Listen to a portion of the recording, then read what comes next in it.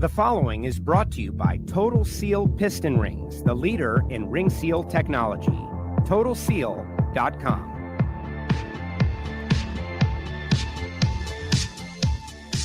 Hello and welcome to another edition of Hidden Horsepower Live. I am Joe Costello and we're going out to EFI University.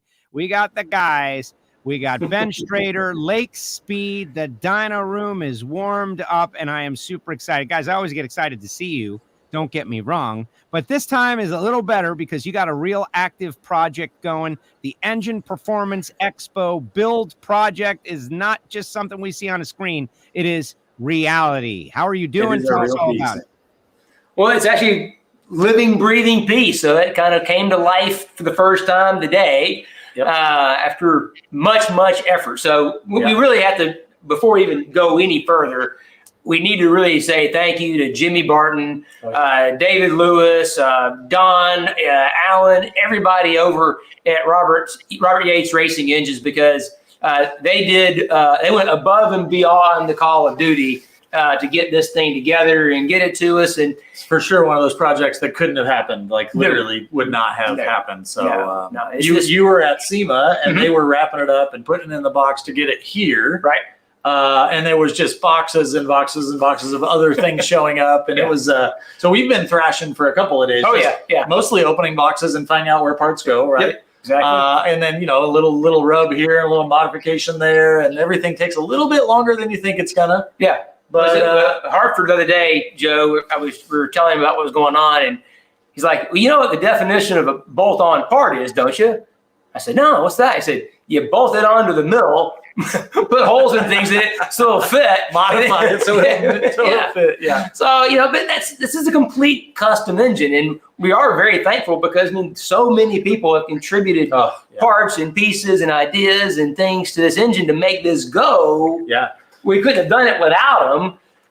But with that comes all those little fitment just things. The little time vampires, the little challenges that you go, I'm just going to put this part on real quick. And then you go, oh, darn it, it doesn't fit, And so we started yesterday morning, I think, with like a long block sitting on the ground. Right. And we had to make some changes to the manifold. So we were in the mill. By the time we left yesterday, we had a complete engine sitting in there on the dyno with a wiring harness, and we needed a few little fittings for plumbing and stuff. And so we got here today and we've mainly been working on that. And we actually plugged the Holly thing in. The coolest part is we plugged in the Holly system. I put in a bunch of numbers that are all black magic that I do, and man, boom, fired right off. Wizardry. Instantly. Yeah. Just instantly lit off. We haven't beat on it a whole lot yet. We're still like really early in the break-in process and all that. Exactly. But it's time to do the podcast. When Joe called, you drop what you're doing. Exactly. And we're doing it in A first. So there is a Pro Charger hanging on it. And so that was part of the thing we took, again, time vampires of fitting it all together. Because this is a mid-deck block. It's not a short deck block. It's not a tall deck block. So with that little bit of change, now all these little things kind of roll from that you got to figure out. So we made sure that the Pro Charger fit.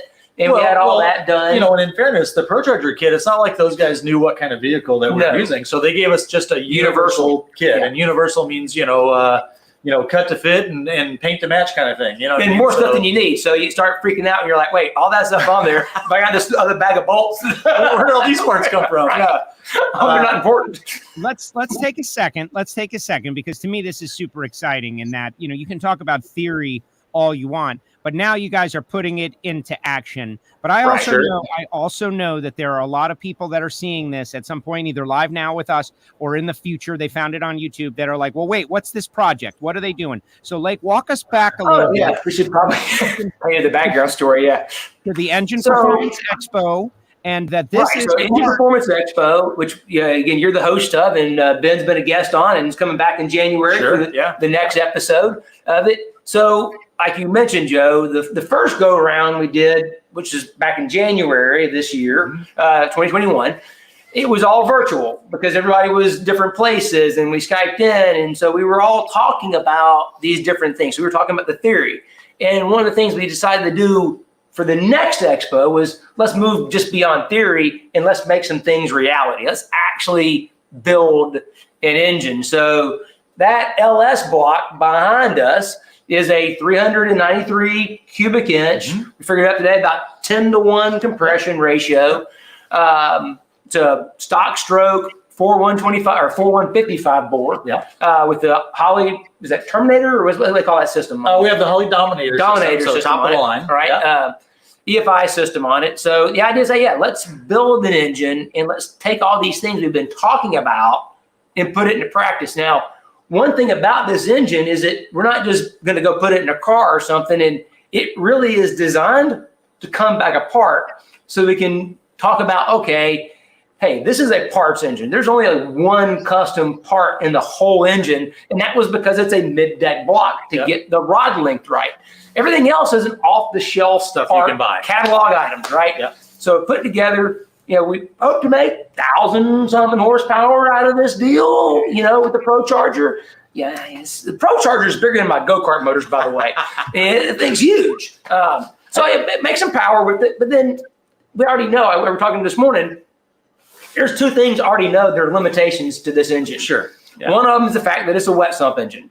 So it's got a gear rotor pump on the crankshaft, which means above about 7,000 RPM. I mean, obviously guys turn them higher, but that starts to be where things get a little bit sideways when you get in that. And it's going to start to aerate. That's right. Cavitate the pump. Big difference between an LS small block Chevy and an old school like 23 degree is that the oil pump on a 23 degree runs off the distributor. So it runs half the engine speed. And it's also down in the oil. Sitting submerged, right? As what's different about the LS is it's driven off of the crankshaft, so it's running 100% of the engine speed. So when the RPMs get really high, that pump tends to struggle a little bit. Right. So that's one thing. The other thing is, again, great parts, nothing wrong with the parts, but the wrist pin in this thing is straight wall, not DLC coded. And if we really want to get after it, that's the real linchpin. There's a number of things. We've had a few discussions along the way on this project. There's a number of things that if somebody brought this project to me and said, here's our goals, you make me a part list. There's a bunch of things that I would do different, but that's irrelevant because this engine really represents what a typical performance modification shop or hot rodder guy would probably build, right? Because everything in the engine, save for the connecting rods, can be ordered with a part number off the shelf. So the fact that I might do a whole bunch of trick custom stuff is sort of irrelevant right now. Oh, exactly. But what it gives us the opportunity to do is go, okay, here's our baseline. This is what you could build relatively easily. And almost anybody can do it. And so here's what you would get. And now for the next expo or for whatever other thing we want to do, we get to take it apart, examine all the results, and then go, okay, let's make some changes and see if we can improve this thing. And I think that's really exciting, actually. And that, to me, that's the real ultimate goal of this project, isn't how much power we make this week. That's really not even the thing. It's like, okay, that baseline of off-the-shelf parts, kind of a normal project for most people, then we're going to elevate it. We're going to do that dissection of reverse blueprinting it and seeing what it's telling us, make some of those little high-end changes that you know about from the stuff you've done. And So, Lake, what kind of things for you did you learn along the way, as far as from the very beginning concept to as of about 20 minutes ago? What are some of the high points do you think you could share with me? So it's way easier to talk about engines than it is to build engines. That's going to be number one. Number two is that, their tolerance stack up is real. So it's the first thing you need to plan for. It's like almost like building a house. They say it's going to take twice as long or 4 times long and more money. It's going to cost more than you think. It's going to take more time than you think. Because you don't know what you don't know. That's right. And you're going to need some buddies that have a mill and have a lathe maybe along the way to make things fit correctly. And it's like, you could bang some things together and make it fit, but it's not right. And we want to try to do it right. So it's other thing too is, like you said, you really should start with a very clear vision and a plan. And now, listen, we kind of did, but unfortunately 2021 and the part supply issue that we all live with right now totally got in the way. Because if we had stuck to the plan, this wouldn't be on here right now. Well, it just wouldn't have happened. Mike Tyson always said, everybody's got a plan until you get punched in the face, right? So it's not so much about what happened to the plan, it's what did you do when things got derailed, right? And so the engine that we ended up with today is slightly different than what you planned, probably 12 months ago. Well, it was in May, right? So we sat down here in May, and we went through the whiteboard and went through everything of, hey, here's what we want to do. We had a pretty good plan in place. Yep. The problem is 2021 part supply got in the way, and we had to get the parts that you could actually physically hold in your hand. But, having said that, isn't it almost overwhelming, the generosity that some of the manufacturers have helped with and making things happen at the last minute? In that regard, 100%. I mean, we couldn't have done it without Bill Tishner, the guys at Holly, Steve Arndt, the guys at Dart. I mean, even Billy and Chris Straub. And I mean, we just got to go from the top to the bottom. Pretty much. Because it's with everything being in short supply. I mean, there are people that went out of their way and pulled stuff out of the nether to make it happen. I mean, Bill Miller with the rods, the guys at Mala with the pistons. I mean, the last minute. We had parts arrive yesterday from Holly that have been on back order that they were like, we have to make this happen, and they did. They came through, and without all those people doing this, we just be sitting here talking about engines, which is easier than building engines. I think I heard you say so. 100%. And what's funny is that you just put a lot of pressure on the podcast, right? Like you guys thrashed just to get this done. Hopefully everybody out there will share and put it forward to everybody that will be interested in that. I want you to go a little bit deeper on that tolerance stack, though, because that's something we learned about at the expo, and I didn't really understand it either. And Lake, now you're living the experience. Go into detail about that, because that's useful to anyone. What do you mean more specifically, and some of the areas of the engine that maybe tripped you up here or are common for other people? Because to me, our whole Engine Performance Expo, that was an eye opener. It's like, just because you buy them doesn't mean they're right. Even when they say they're right, they're not right. You might have to buy 4 sets to get the right stuff. And it was just a real eye opener into the time that is put in by the proper engine builder to do things the right way.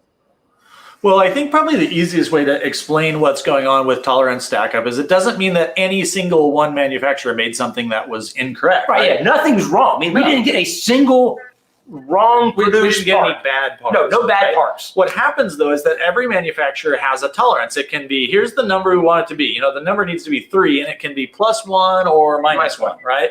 So by the time you get 15 different parts from 15 different manufacturers that all have their own tolerance of what a good part is, you might have a bunch of them are all to the negative side or a bunch that are all to the positive side. And before you know it, something doesn't fit. Here's a great example. So one of the things that originally started off with is the deck height of our block, right? Yes. So a standard LS block is 9-240. Yep. Now, there are different variations of block height that they call short deck and tall deck and that kind of stuff. And so when the project started, it was sort of the plan to have a tall deck block, which is 9.750 basically. So it's a little more than, what is that, half an inch difference in deck height. Well, what that means is if you're going to use the same piston, now your connecting rod length needs to change. Right.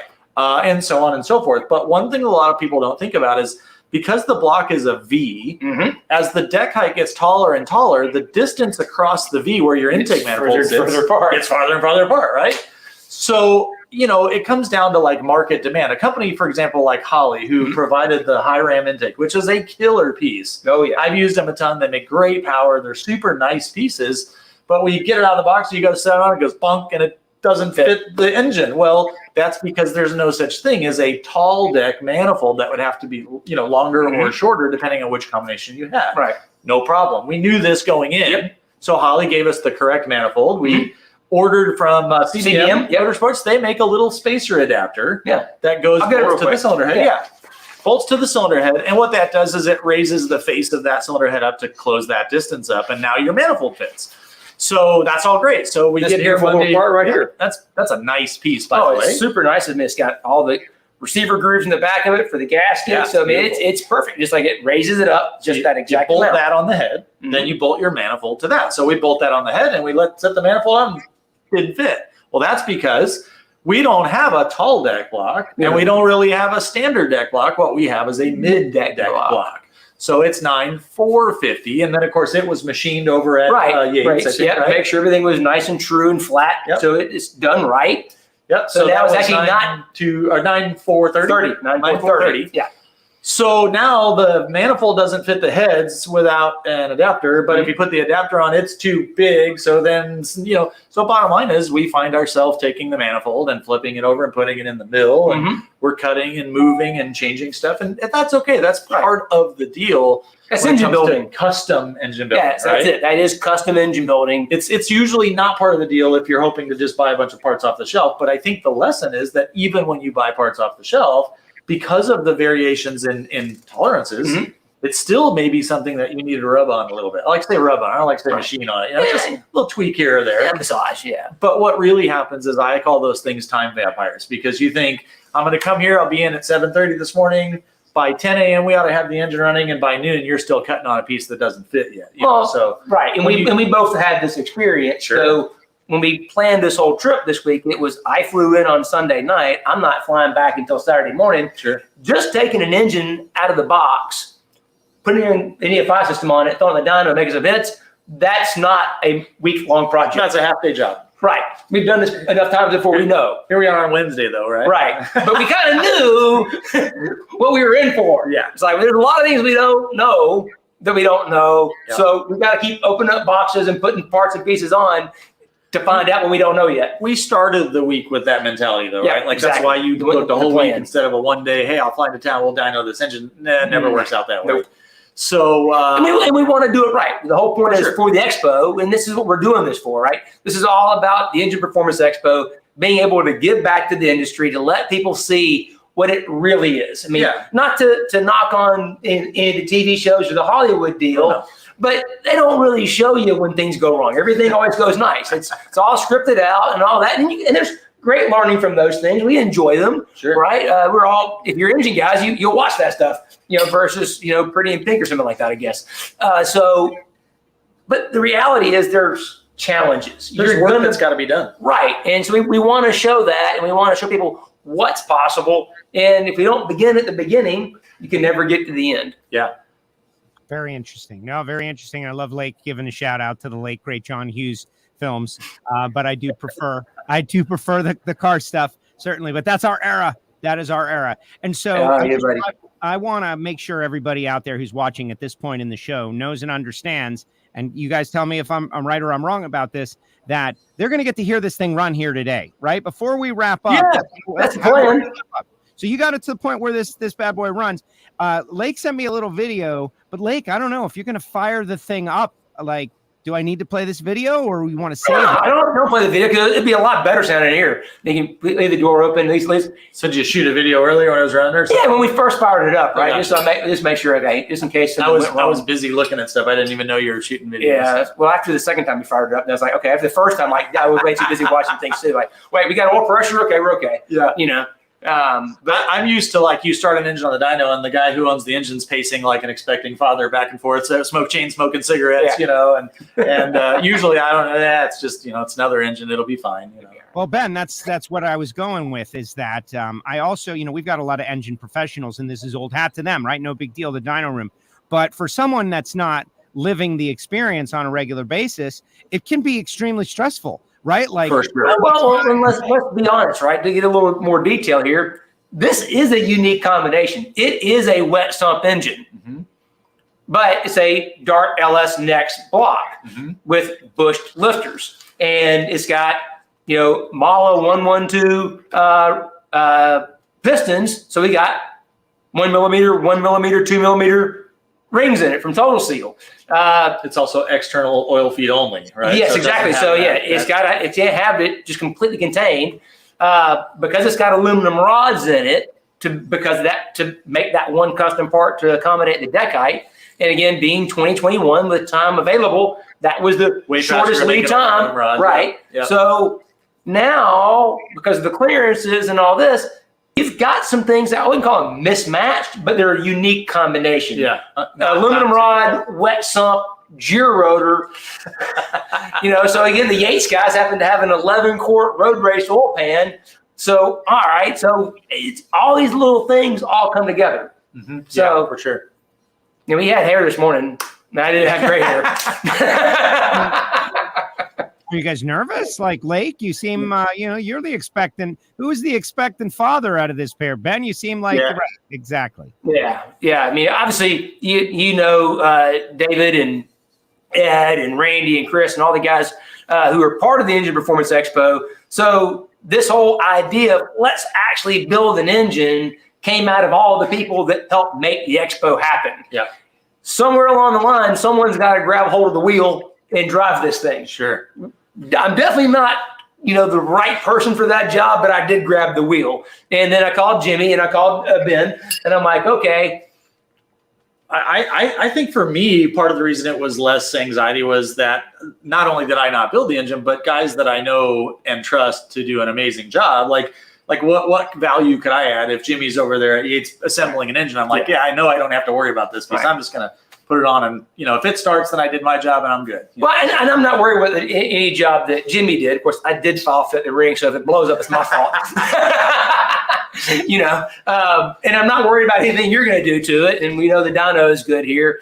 To me, it's more of like, okay, there is a production deadline here. And Joe, you can appreciate this. Hey, the expo is going to happen in January. You may seem like that's really far away today in November, but you got to get things done now in order to have an expo in January. So if we throw a rod to the side of the block today, the expo in January is going to be a little bit shorter. It's happening with or without this engine. Right. And, Warren did say, WJ at the last expo said it's okay to blow it up.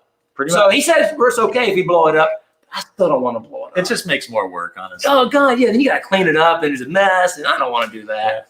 What did Warren say? He said if you can't tune it up if you blew it up. But I say if you blow it up, then you got to clean it up, and I don't want to do that. Right? That's another T-shirt right there. There it is. If you blow it up, you got to clean it up. Ben Strader. So, what are your expectations? Remember, not everybody understands what the whole. We're getting a lot of people up to speed quickly, and hopefully they check out EnginePerformanceExpo.com in the future and all of our stuff. Hidden Horsepower, the Frank Iaconio episode, everything is like rocking. Ben's got an episode on there, so you can get to know all these characters. But guys, what are your expectations for this combination? Well, I hate making predictions, Joe, because it always comes back to bite me. But what I would tell you is an engine that's this displacement, 393 inches. Yep. It has what I would consider a pretty good cylinder head on it. It's still an inline head. It's not going to it's not going to blow the world apart or anything, but it's basically an LS3 configuration, but with LS7 valve out. And so it's cool because you can bolt an LS3 manifold on and get the LS7 sort of valve arrangement, spacing, so they move quite a bit of airflow. Right. I would say if I was working on an engine like this, Joe, my goal would be that if it didn't make, 600 to 630, I would think that it was probably kind of a turd and something was wrong with it.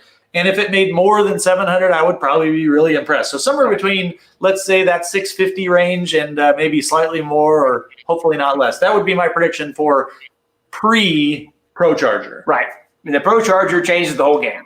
Well, exactly. But this is so cool. That's what makes this cool is that you're going through the process and you're going to see the baseline and then you're going to add an element. And we're going to learn exactly what that does and how it changes the tune-up and how you guys have to go through all the exercises to make that run, which you've done.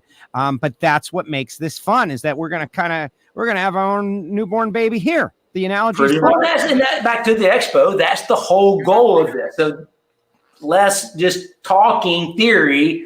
Let's put it into practice, have some real numbers, have some real examples that we can show so we can, it's teachable, right? Yeah. I mean, that's what the EFI University is all about, is teaching. That's why we have the Delta Lambda group that you started and that I'm a part of, is that we want to be able to help and share and teach.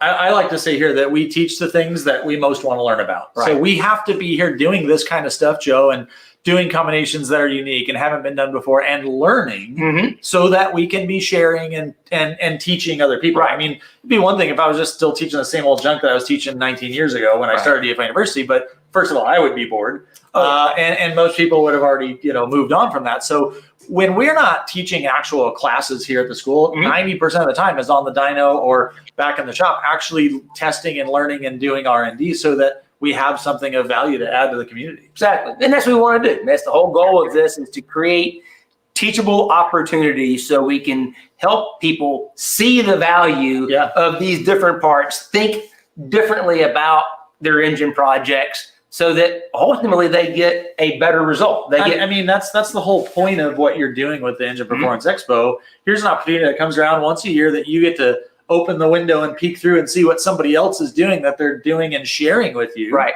I mean, and at the same time, then if that's not up, that's what we do almost weekly in our fraternity. We have this fraternity, the Delta Lambda Brotherhood. And what we're doing here or what Lake's doing or whatever, we get together in a group and we talk about and share information and tactics weekly. Yep. But the goal is the same. It's to share information with people. Yeah, to be a resource. It's the old way of racing. And Joe, you've seen this in all the podcast episodes before. It was anathema. I mean, think about it. When we were at the expo, Scooter Brothers was never allowed to talk to Warren Johnson. Right. Because Scooter sold cams to Bob Glidden. Sure. And Glidden wouldn't let him talk to WJ. So at the expo, Scooter and Warren are sitting at the same table in the green room, if you will. Yeah. And it was Scooter's like favorite day because like I never got to talk to Warren because sharing information was a sin. That was bad. Right. Now it's like we live in a whole different world, which is fantastic that the culture has changed, that we're able to share what we've learned. What a unique challenge over the years as like a performance parts sales guy, going to shops and not being able to tell them what you know about while you're actually trying to sell them something that's good for them. Like that's a real challenge. Some of those guys have to have amazing skill to navigate that, that balance. Well, and there's some people out there that on the sales side that have seen more than most engine builders will ever see because they've been in so many different places, but they can't talk about it. It's all the snap-on tool truck guy knows all the gossip around town, right? So, too good. Yes. Okay. So we should probably stop talking. If they probably want to hear some real good noise, which isn't our mouths moving, I guess. Yeah. Joe, what do you think? Should I try and start it? I'm not going to ever say that you guys are terrible. Okay. But I do admit I kind of want to hear the thing run. And so, but that's going to be the big finish to the show. So if there's any vital information, obviously this is promoting the Engine Performance Expo. People can sign up at engineperformanceexpo.com. Like, what are the dates of the Engine Performance Expo in January? We just had one. There's all kinds of great new content. We've got some stuff that we're going to release on the Hidden Horsepower podcast where people are going to be able to go and hear some of these interviews. You mentioned Scooter and Warren Johnson. They're all going to be up there audio only, but they can check that out on engineperformanceexpo.com. But there's another one in January. Why don't you give the people the dates so that we know? And then when you guys hit the dyno, we're just going to let you guys, play the music out and end the show right there, because you guys are going to be onto your own thing, like playing with your new toy while the rest. We got work to do. We got a lot of work to do. We're a little bit behind schedule, but anyway, so January 13th and 14th are the days for the live expo in January. It's going to be great. I mean, we've got Mark Cronquist coming, Keith and Jeff Dorton.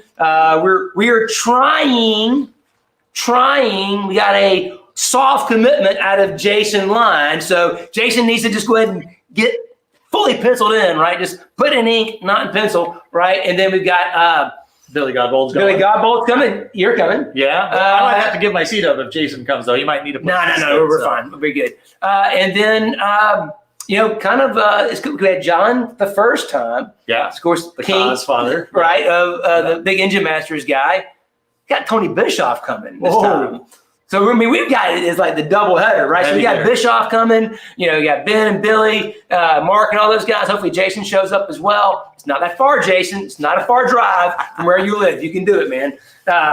Little JGR connection. Bring it on back. Yeah. So that's going to be January 13th, 14th. But if you missed anything, if you want to see Kazi, if you want to see Warren, you can go watch it right now. EnginePerformanceExpo.com. The entire October episodes are available for download right now. And then, of course, the previous expo from last January is on YouTube right now. You just go to YouTube, type in Engine Performance Expo. The whole channel's there. 27 hours worth of content. And then we've got not all of it's interviews, right? Some of it's actually how-tos. They're machining blocks. They're putting lifter bushings in. You're discussing various engine parts and procedures. Like, it's an entire block of 27 hours of training and entertainment. Exactly. Yeah. So it's everything, right? From interviews and people being stupid. A lot of me being stupid, unfortunately.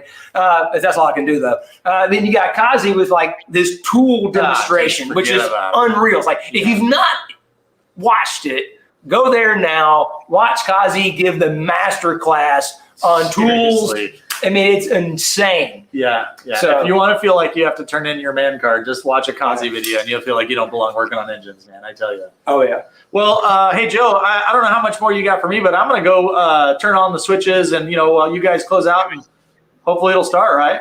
Ken, always good hanging out with you. This has been great. I love that we're taking it to the next level right now. Go do your thing. Ben Strader, EFI University. If you want to learn how to tune, if you want to be in on this thing, he's got a whole bunch of good stuff going on. And Lake, final thoughts. You got me excited already about the Engine Performance Expo. As you know, I'm headed to the Auto Club finals. We've got people writing in. Look at those two well-spoken men without a teleprompter, says Jan. That is... I mean, they're just full of it. That's all. The cool thing is, like I said, back to the NHRA finals there in Pomona. We did the Trackside Tech Talks this year. That was really awesome. So that was really great to be able to do those. It's the same thing. It's sharing what we know. We've been fortunate enough to be able to be around the highest level engine builders in the world, and we're able to share with everybody else what those guys have shared with us, so that everyone can kind of tap into that. And we call it hidden horsepower. It's what the podcast is what it is. Hey, we're not trying to hide it anymore. We're putting it out there. What used to be hidden, right there now. All right, go play with your toy, Lake. We're going to just watch. I'm going to move around so you can hear it. Okay? And then once it gets loud, I'll sign off.